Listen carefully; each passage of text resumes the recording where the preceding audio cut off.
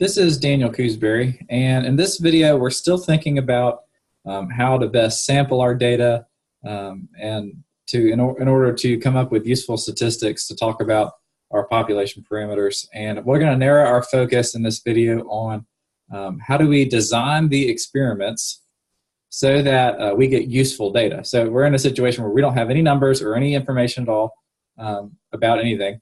And we're just thinking about how do we plan the experiment so that the data we end up getting at the end of the day is going to be useful. So let's start with some basic terms. These are going to be helpful to study and memorize. Experimental units are the individuals who are studied. So I think in a previous video we used individuals as a term. It probably a better term is experimental units. So I represent individuals with ID numbers. Those are the experimental unit. So they may not be people, they may be people, they could be fish, they could be different things, but the proper term is experimental units. Sometimes they're people, and when they're people, they're often called subjects, like test subjects, for instance. The outcome, or the response, these words mean the same thing, is what is measured on each individual unit. So there's a piece of data for each experimental unit. There's a response for each experimental unit. There's an outcome for each experimental unit. And treatments is a big word in this section because it affects how we design our experiment. These are the procedures applied to each experimental unit. So we're going to see, like in an experiment in particular, you're going to apply different treatments to different people, or some group is going to have a treatment already applied to them that you didn't do, and then another group's not going to have that treatment at all. And we'll kind of see what that means in some examples. But those are some big terms. Let's look at some example to get our head around what these terms are. So we have scientists want to determine which of three types of seed will result in the largest wheat yield. The study is conducted as follows. Prepare three identically sized plots of land with similar soil. So they got three plots of land, and they all have the same soil. So we're trying to let's imagine they're all the same size, and there's nothing really different about them yet. Plant each type of seed in a different plot, choosing the plots at random. So we have three types of seed, and we're going to plant them at random, which means that, they could be wherever. But I'm going to put seed 1 here, seed 2 here, and seed 3 there. So it's random. Let's just pretend it is. We're going to water and fertilize the plot the same way. So everything about these plots are the same. Same soil, same size, same amount of water and fertilizer. The only difference is the type of seed. And then we're going to harvest the wheat and measure the amount grown on each plot. So eventually we're going to see which one yielded the most. If one type of seed produces substantially more or less wheat than others, then one is clearly better or worse than others. So let's identify the three parts of this experiment. The experimental units are the individuals. In this case, it's going to be the plots of land. So each plot of land is going to be an experimental unit. So I sometimes just refer to them as people or living things. The plots of land, 1, 2, 3, those are the experimental units. We can give them ID numbers, 1, 2, 3. The treatments are going to be the treatment we applied to one and maybe not the other. The thing that makes them different is a good way to think about the treatments. Everything's the same except for the type of seed. So the type of seed is the treatment. So we controlled for everything else except seed type. And the outcome is going to be the result. In this case, it's going to be how much is grown in each plot. So the wheat yield, for instance, would be that. So we got the plots of land being the experimental units, the treatments. This has treatment 1, treatment 2, treatment 3, and then the amount grown is how much wheat is measured from each one. So that's an example of an experiment. And we can use the outcome and what we know about the treatments to decide if one seed produces a whole lot more or less than others or not. Okay, I got another flow chart, and I'm just going to show this to you and then show it to you at the end again.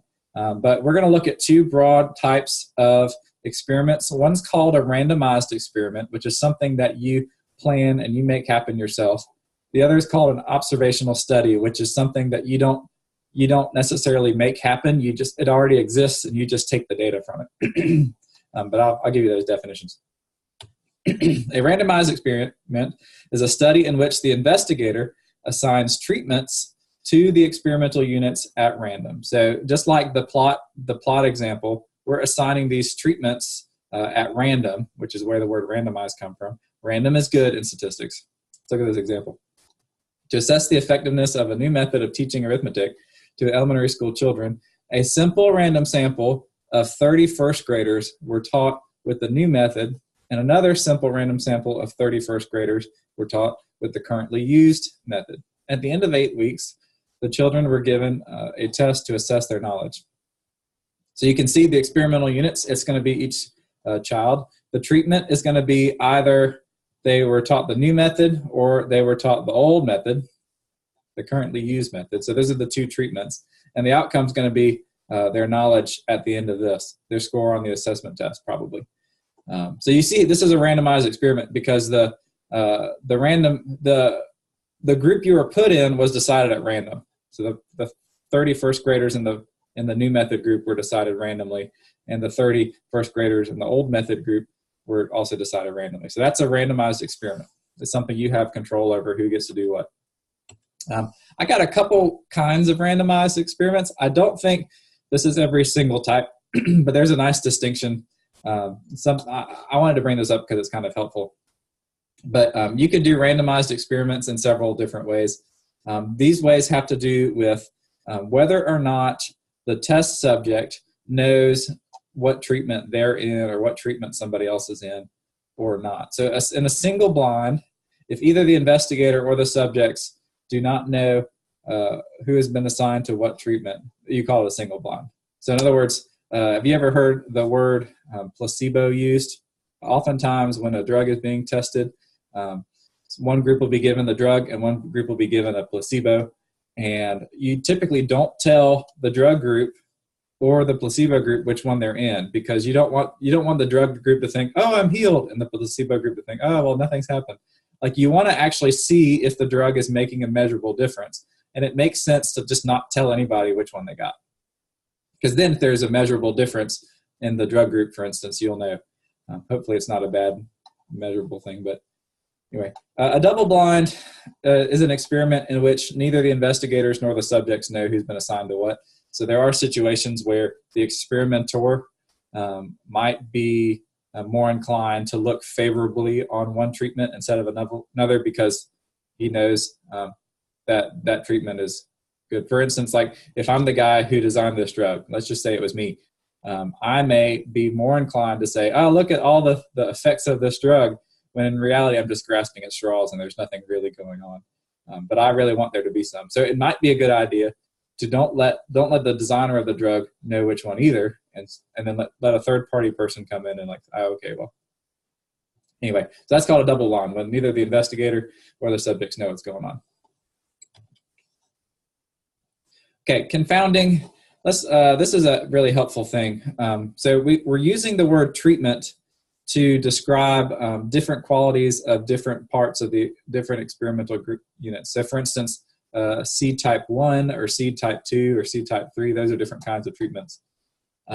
Confounding happens when things between the experimental groups might be different, and it might not be because of the treatment. It might be because of something else. We call it confounding. So like in our field seed example, we tried to keep everything exactly the same except the seed, so that when there was something different, we would know it's definitely the seed type. Let's look at this example and see where this might go wrong.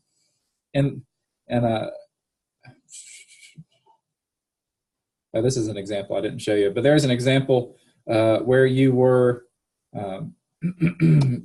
comparing who is more likely to get a heart attack, whether it was male or females, or whether they're smokers or non-smokers.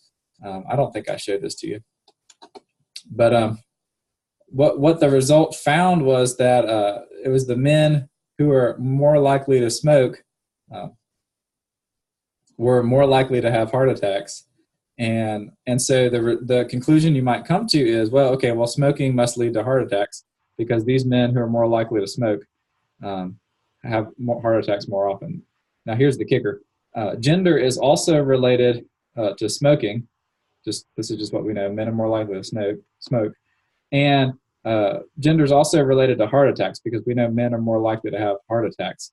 So if you look at this study as saying, okay, well, just because the men who are smoking are more likely to get heart attacks, that means everybody who smokes is more likely to get heart attacks. Well, that may not be true because we didn't account for gender. Gender was called a confounder. And when you have confounder, if you have things you can't really control for, then you don't really know if the smoking treatment was the thing that caused the heart attacks or if the gender treatment was the thing that caused the heart attack. Anyway, it's a really frustrating thing. The goal is, let me go back to this plot of land example. The goal is you want everything to be exactly the same in all of your experimental units, and you want to change exactly one thing. So you control the size, you control the water and the fertilizer, you control the soil, and the only thing you change is the different types of seed. Otherwise, if you don't do that, you might have confounders to show up other factors that might be explaining the outcome. Okay, let's talk about the second big type of study. So as opposed to a randomized experiment, we have an observational study, is one in which the assignment to treatment groups is not made by the investigator. For instance, a study is performed to determine how smoking affects people's health. This is the same thing. A group of smokers and non-smokers are observed for several years. Scientists observe differences in health outcomes between the groups of smokers and non-smokers. So what makes this different than an randomized experiment is the scientists didn't go to a bunch of people who didn't smoke and say, here, you 50 people smoke and you 50 people just keep not smoking, and y'all will be my two groups. What made this an observational study was these people were already smoking and these people were already not smoking. So all they were doing is recording data. Okay, so it's not a randomized experiment because they're not putting people into treatments. They're already in the treatments. That's what makes it an observational study. These are some broad types of observational studies. A cohort study, you have a group of subjects whose study to determine whether various factors of interest are associated with an outcome. So in a cohort study, you're looking at a group, often over time or something like that. And we have a few different ways of describing a cohort study. I'm going to draw some pictures to kind of represent these. So we have a prospective cohort study. Prospective is one in which the subjects are followed over time. So imagine this is my timeline. Imagine this is where you start. You start the study. Oh man, something's going wrong. That's bad. Ignore that. This is where you start the study. And you collect data here, and you keep collecting data as time goes on. So you collect data maybe there and there and there and there over time. This is called a prospective study. You give, for instance, you give the drugs to the group, and then they come in 6 weeks later, you give them more drugs, and they come in 6 weeks later, and you give them more drugs. That's called a prospective cohort study. A cross-sectional study is when measurements are taken at one point in time. So instead of following them the whole time, so here's the same time point, you're still starting. Instead of following them the whole time, you just have them come in once, maybe right there, and you take their measurements of whatever. And when you do that, that's called a cross-section. It's kind of like if you think of a cross-section like a tree, it's just like one sliver like you look at. Same idea on a timeline. A cross-section is just one point in time rather than following them over time. In a retrospective cohort study, subjects are sampled after the outcome has occurred. So in other words, you do the experiment, and then at the very end, no, I don't want to exit this. Uh-oh, something bad's about to happen. Man.